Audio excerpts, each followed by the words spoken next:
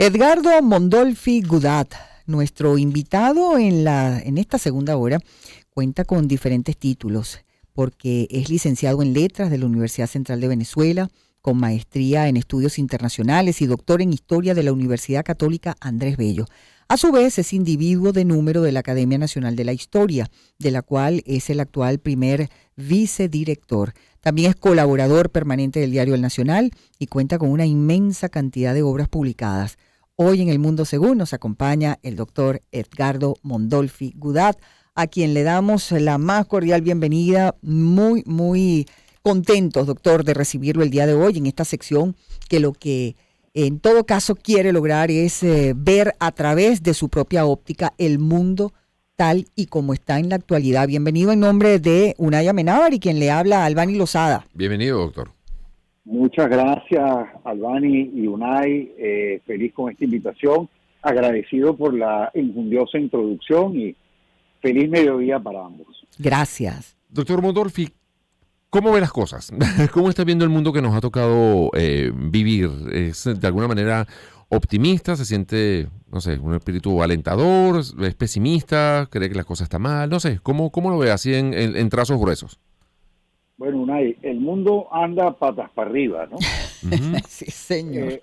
Aunque la verdad es que ha estado patas para arriba, por lo menos desde la caída de Constantinopla en 1453. Hace un ratico. Nunca ha dejado de estarlo. Pero en todo caso estamos atravesando de verdad una etapa muy turbulenta, probablemente la más turbulenta desde mediados del siglo XX a esta parte, ¿no?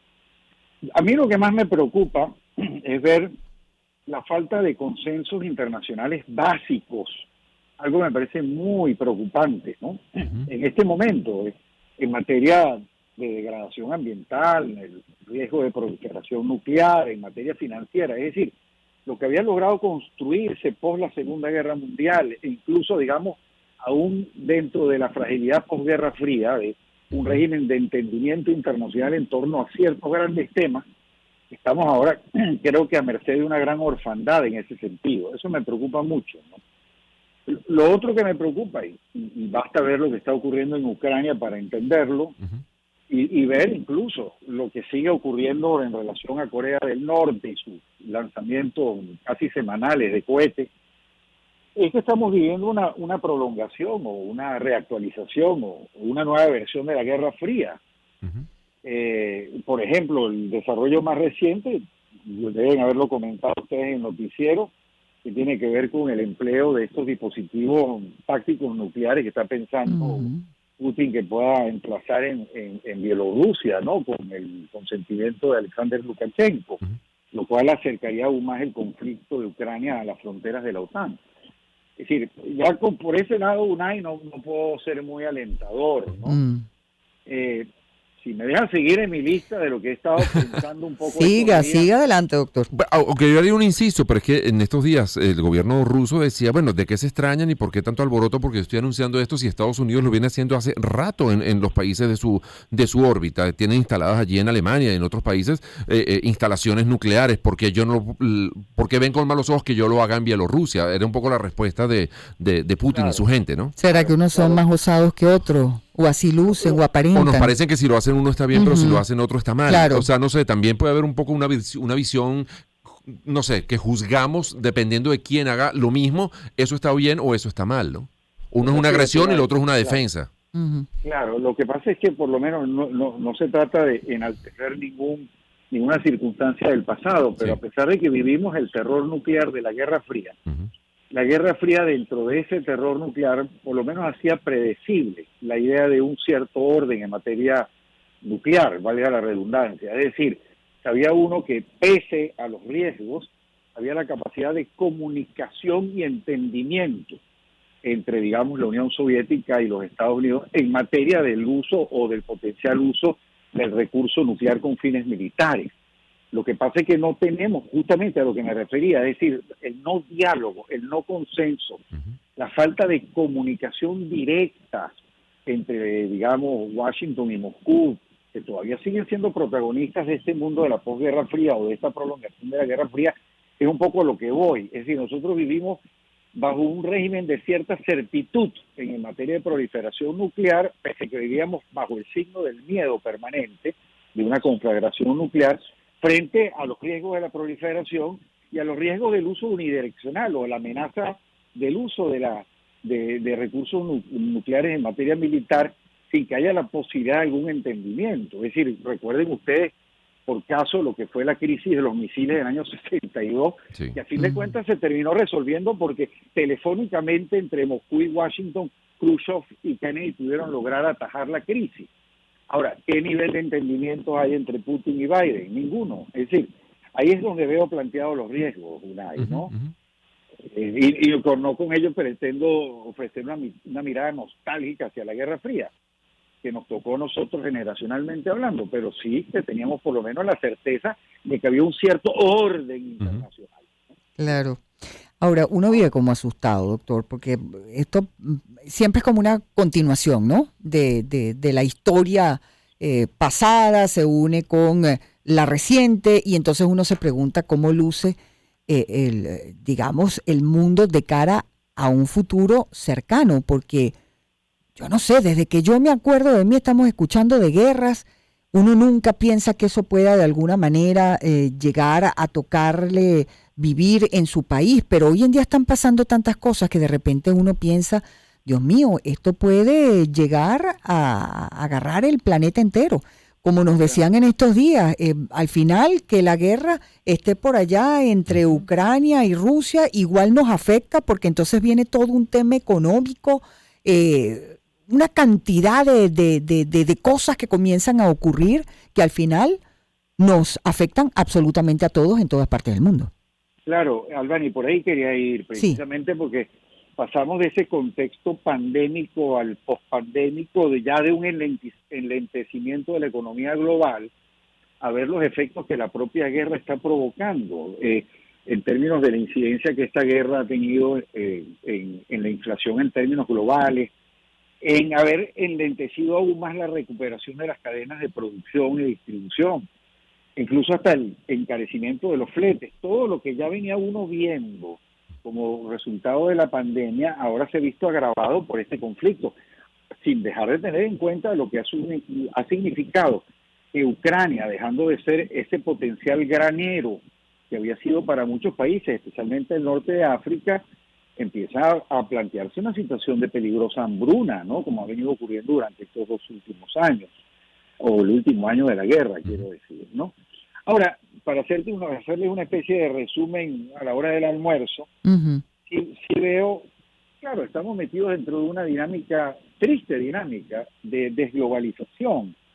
Yo sigo enalteciendo los méritos de lo que había sido la dinámica globalizadora en muchos sentidos, para vernos de pronto de nuevo enfrentando la resurrección de los hipernacionalismos, la segmentación económica, de convertirnos de nuevo en economías de vecindario en lugar de seguir sosteniendo flujos globales. Eso a mí me preocupa muchísimo, muchísimo.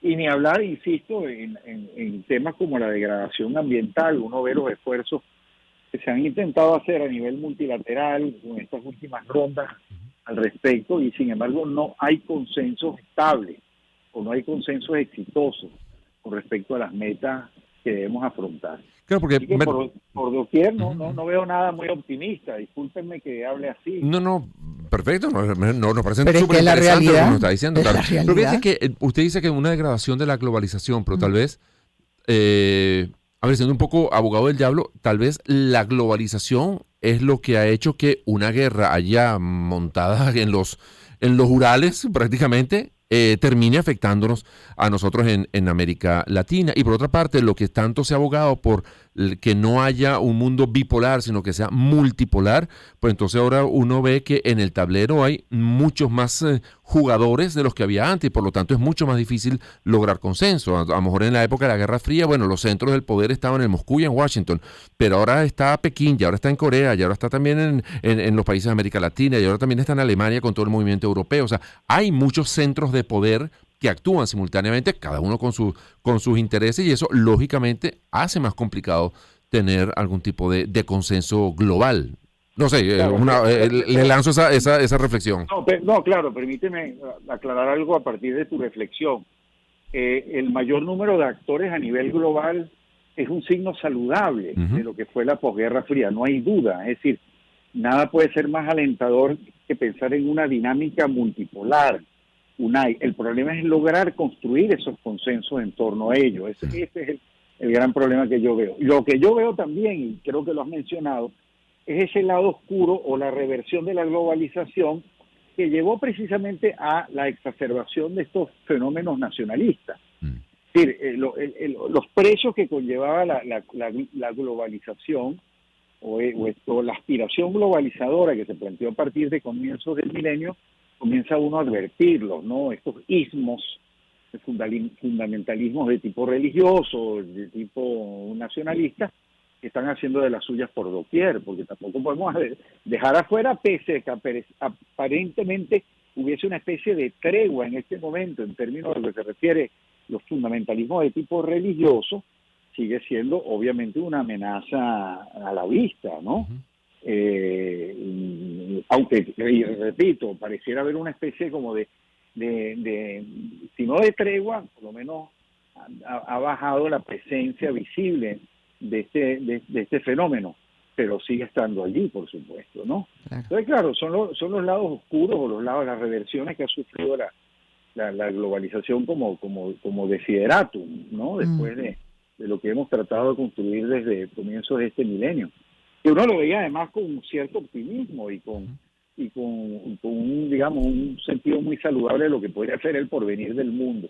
Pero sí, efectivamente estamos ahorita en una etapa de desglobalización e incluso de feudalización del mundo. Sí, señor. Toca a esta hora, doctor, hacer una pausa acá en el programa. Pero en la próxima parte me gustaría, bueno, aparte también de tocar temas más ligeros, ¿no? Porque pues, estas cosas definitivamente pues nos ponen a todos más nerviosos, el estar conscientes, bueno, de las consecuencias de una guerra. Me gustaría que tocáramos el tema de parte de esas consecuencias, sobre todo, bueno, el tema de la alimentación, ¿no?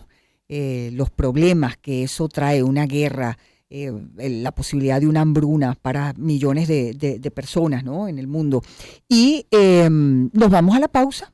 Nos vamos a la pausa y en breve seguimos conversando con nuestro invitado especial el día de hoy en El Mundo Según, el doctor Edgardo Mondolfi Gudat, escritor, historiador, miembro de la Academia Nacional de la Historia, aquí en Agenda Éxitos. Ya volvemos. Una oportunidad para empezar. 2023. Circuito Éxitos. Caracas, Maracay, Puerto La Cruz, Puerto Ordaz, Barquisimeto, El Vigía, Mérida, Táchira, Margarita, Maracaibo, Maturín. Circuito Éxitos.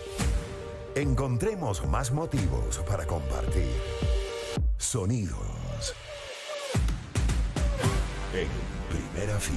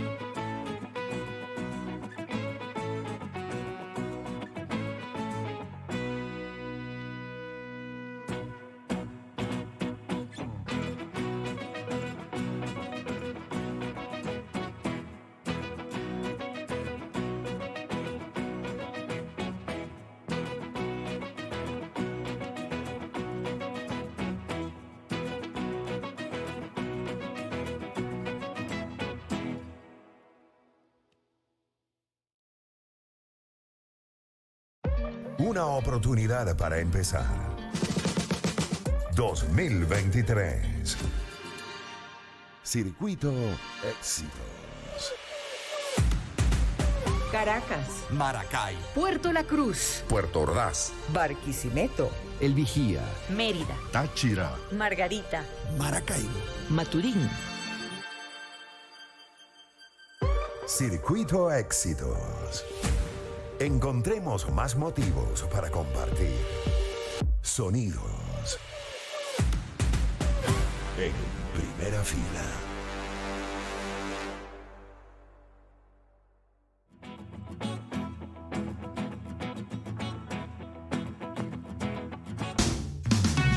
El Internet del futuro lo tienes con fibra hogar de Inter. Están en más de 30 ciudades del país y cuando la fibra llega a cada hogar es una maravillosa noticia. Fibra hogar es lo más avanzado